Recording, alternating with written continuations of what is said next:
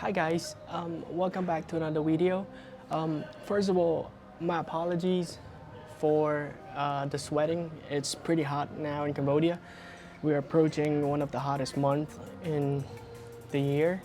And also my apologies to people in Cambodia for my hair. I know because we don't usually go with this style. But yeah, I gotta deal with it because this is an in-house haircut by my uncle. We're still currently in quarantine, so gotta work with what you got. And but anyway, so I'm so happy to shoot this video because I'm gonna make this into a series of pouring. Now, how many? Like when it comes to pouring, we all always think like what color goes well with another color in the cup, and we always think like, we try to avoid getting muddy color after, for example, a flip cup. Once the cup is flipped, we avoid having color mixing with one another to create a muddy effect. But how many times have you ever thought of the color of your base coat, like how it will affect the outcome of the pour? Huh? Not many, huh? So I was thinking, rather than using black and white as our base coat, not that this is my first time that I don't use black or white as my base coat. I've done it before. Mostly purple, because you know how much I love purple. And so here's how we're gonna do it. Each and every single pour, I'm gonna pick a color, a base color, and then I'm gonna choose 2 to 3 other color to pour with that are according to the split-complementary chart. So we all know that the complementary color to yellow is actually purple. So what we're gonna do is we're gonna pick purple and then pick the shades within purple and then work as the pouring color. Or we can also pick purple and then another color that goes well with purple, if that makes sense. So we have 1 main color and 2 to 3 complementary color. That's it. And yeah, it's gonna be a big things, because like the reason why I came up with this is, as I said, the base color also matter. And another reason is that I went back to see like the last few homework of my fine art class from the previous academic year, and found some good exercise I did on color composition. So I'm just gonna put it to work, but it is still gonna be hard for me since every single color on the canvas have to be like well balanced with one another for it to look good. And by now, like some of you guys probably asking like, what does this having to do with the change of the base color? Actually, the way we pour it is we either use cup as a straight pour normally, or we're gonna use the infamous funnel pour. And for stretching the paint, I will not be stretching the paint to entirely cover the canvas, so I'm gonna leave like part of the base color being shown. So that's why I have to say that in this series, like the base color does matter.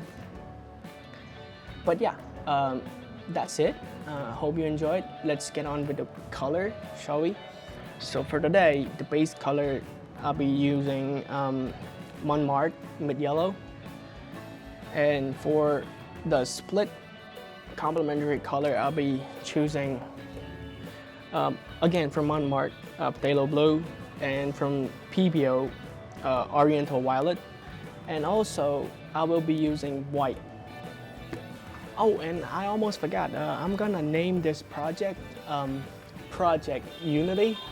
So yeah, without any further ado, let's jump into the video, shall we?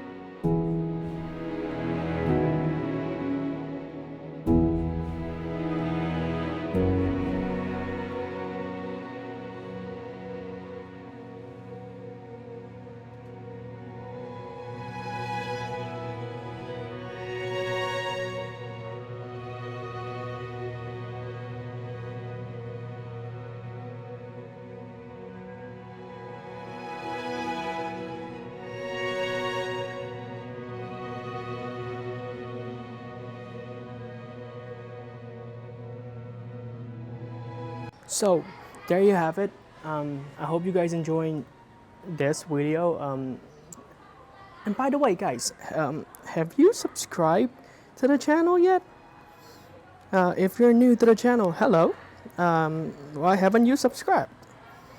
You should consider hitting that subscribe button and that bell button right beside it, just in case I post new video and might be interesting to you. Well, yeah, hope you guys enjoy it, and I'll see you in the next one. See ya.